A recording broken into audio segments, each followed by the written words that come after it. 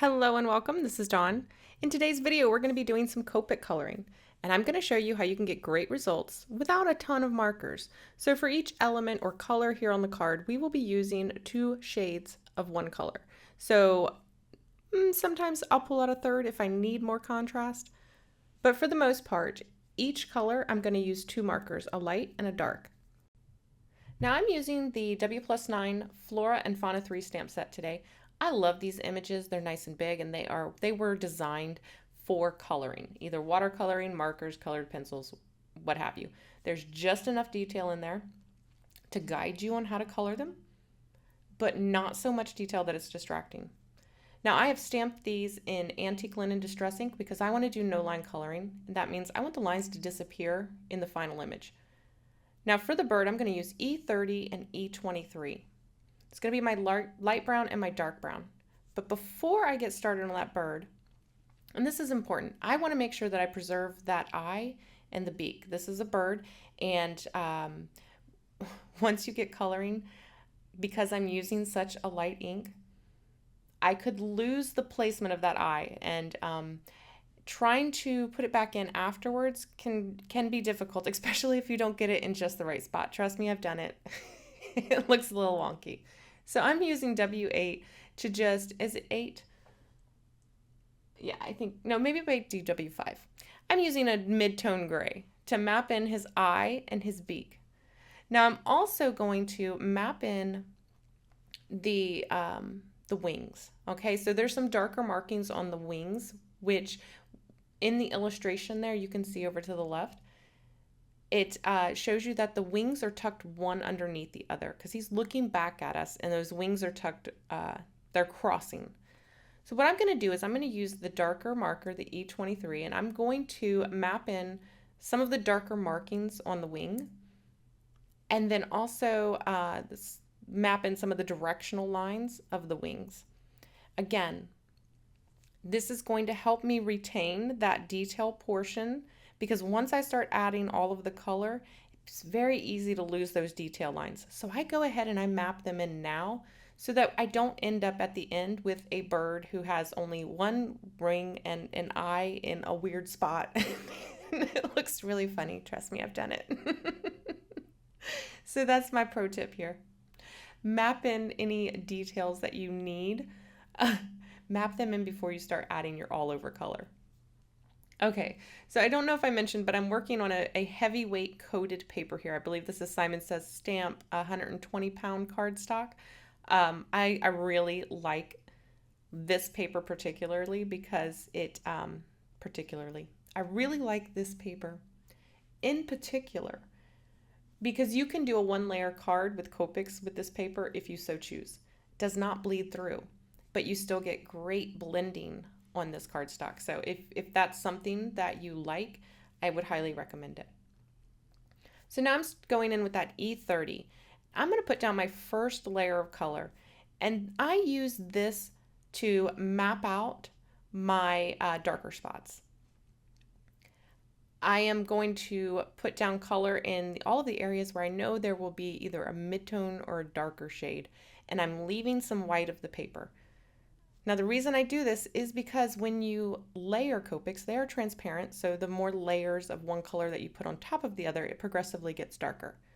So by leaving some white areas, when I finally get done with this and I go over the whole image, the white areas of the paper, the areas that I've left white, will only have one layer of that color, so they will be the lightest color in the image.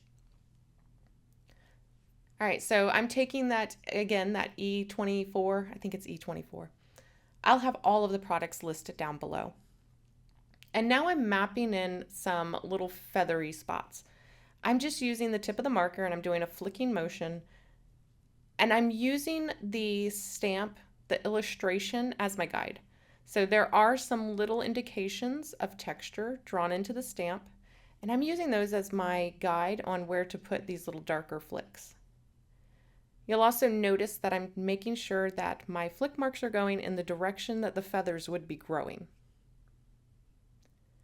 Okay, so I'm not, again, it's nothing special here, just a couple little flick marks to indicate some darker areas to create some texture. And again, so far for the bird, excluding the eye and the beak, we're still using that same 2 colors of brown.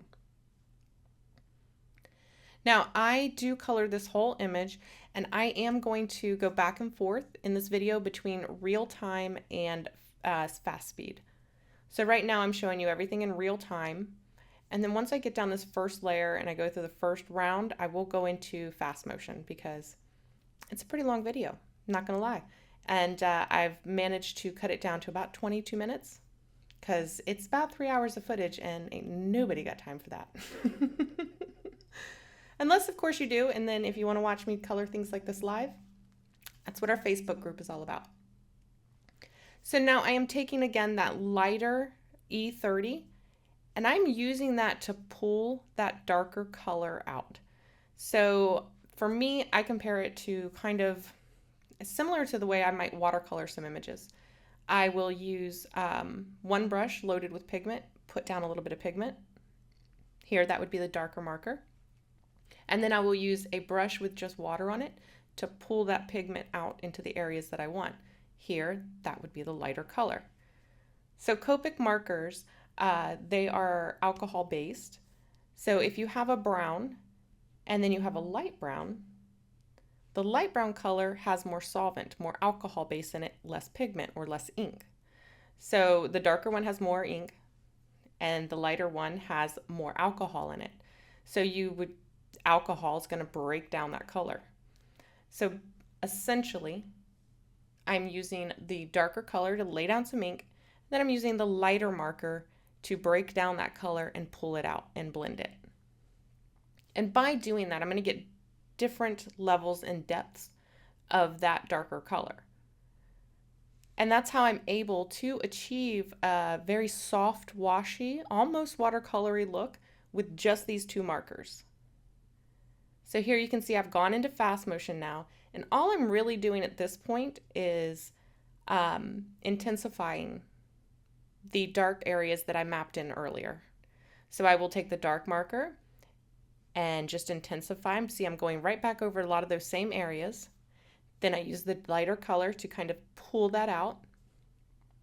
And then with another round, I'll go over those same areas again, but less of those same areas, right? I am only going to hit those and make those darker in the areas that need to be darker at this point. Now I'm just going in with a black, and I am adding in a little bit of black in that eye and that beak, and then I used that W5 again to soften that out. Okay, so the bird is pretty much done. I'm just going to add in, like I said, my deepest darks here, and I am still using that E23. And here I've only added it right there at his throat and at the back of his eye. And now I'm using that E30 marker here to pull that out and blend it a little. So each successive layer of dark that I'm putting down, I'm putting it in less area. I'm using it more sparingly. That's what I'm trying to say. So now on to the Cosmo, and for this we are going to be using RV10 and RV14. Now the flowers are pretty simple to color. I'm going to approach this the same way. I'm using that RV10, laying down a base layer of color and leaving some white of the paper. So those white areas are going to be my highlights. They will receive the least amount of color. So now I'm going to take the RV14 and we're going to start adding in some depth here. I honestly just kind of wing it when it comes to flowers. Every time I do them, they're going to be a little different. I just want to add some movement to the petal. So I usually will add a little bit of depth to the base of the petal where it meets the center. And then I always add a few spots of dark color at the edges of the petal. Again, I want the petal to have a little bit of movement to make it look like it maybe has some bends or some folds in it. And that's just a quick, easy way to do that. I don't overthink it. Usually I will add a little bit of depth anywhere that a petal is underneath another petal, or anywhere that the illustration has maybe drawn a fold in the petal. I'll add some darker color there and then use that lighter color to pull that darker color out. And this right here is a great example of how much color variation, how much blend you can get just using that lighter color to pull that darker color out. Now, I don't have a special guide or any routine that I follow when I do florals. Florals are probably, they're not probably, they are. They're my favorite thing to paint, color, illustrate, hands down. I love the freedom in florals. You almost you can't do them incorrectly. There's so many different florals in life. There's so many different colors, so many different shapes. A lot of them are basically from the same class, so they have a lot of the same characteristics. But just by, slightly changing this or that, you can make it a completely different type of flower. So I really love the flexibility that florals have when it comes to painting them or coloring them. For instance, this particular flower, this is a Cosmo, but you could easily turn this into, like, say, a zinnia. I'm pretty sure they're both from the aster family. So they hold a lot of the same characteristics, same petal shapes, things like that. One might be more slightly round or more slightly pointy in the petals, or the centers might be slightly different. But again, when you're doing no line coloring, you have so much artistic freedom with florals that you can pretty much turn them into any flower that has the same basic characteristics as the one that you're coloring or painting. So again, here I am not overthinking it. I'm adding some darker bits and then pulling that out with the lighter marker. Anywhere that I feel like I need to go a little bit darker, then I just add a little bit more color. Like I said, these are just my favorite.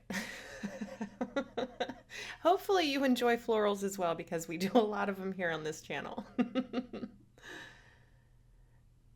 But I mean, how can you not love them? Y'all know I'm just trying to fill time here, right? There's still a little bit of coloring going on, and I'm just trying to talk and fill time. So I'll just talk about my love of florals. And if you share my love of florals, make sure you comment below. I'd like to read all about your love of florals as well. So we're coming up, I'm pretty sure we're coming up to the end of the flower. And I'm trying to think, is there anything more specific I need to tell you about this? And I don't think there is. I'm pretty sure I do not pull in a darker color for this at all. No, I do not. I will say, make sure that you don't come in too close to your centers when you're doing your flowers. Leave yourself a little bit of breathing room around that center, and then come in closer at the very end, because you can quickly close up your center, and then you won't have enough center left. Or you'll have a perfectly round center, and you don't really want that either. So that's my tip there. Speaking of the center, I am on to coloring it. I've got Y08, and that's going to be my bright yellow. And this is full speed, this is real speed, by the way. I am just tapping and squiggling inside that middle area there. I'm just using the very tip of the marker, and I'm doing very quick taps and squiggles. This is the YR04 that I came over, and I did less of it. And now I'm using E07, and again, I'm going to do the exact same thing, little taps and squiggles, but I'm going to do even less with this color. This is my deep dark. I'm going to concentrate most of it on one side, and then just a few on the other side. And this creates a pretty realistic looking center. I'll come back in with that I think it's the YR04 at the very end, and I will just do a swipe of color around one side of that center, and that's just to darken one side of it. So here you can see me, there you go, that's it. Now onto the leaves, we're going to use YG93 and G99. Again, all you need is a lighter color and a darker color. They can be closer together, they can be further apart. The closer together they are, the less variation you're going to have in the color, which is fine. You can see here we've got a little less variation between the two. The flower has the most, the widest spread between the light and the dark. And that is those two colors, they worked very well together. Sometimes if your colors are too far apart, you won't be able to get them to blend quite as well. So I definitely would test it off on the side and just make sure that you'll be able to pull those colors and bridge them so that you don't have too much of a delineation between the two colors. Again, same process here with the leaves. Put down the light color, add in some dark, use that light color to pull that dark out. Very easy. Now I'm not going to show you all of the coloring of the leaves and the little flowers. So I've skipped ahead here. The leaves are done. And I'm going to show you, I think I show you some of the little flowers. It's the same thing that we did with the pink flower, the Cosmo, but just on a smaller scale. I used the lighter orange there, added a few flicks of color, and now I'm using the darker orange, adding a little bit of dark color at the base of the petal and at the tip of the petal, and then I'm using that same YR20. I'm using that same YR20 to now bridge those two colors.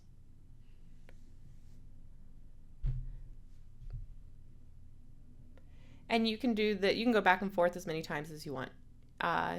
However deep and dark you want your littler flowers to be, you can continue to build the depth like we did on the Cosmo, or you can leave them very light. These are much smaller than that Cosmo, so it doesn't take much at all.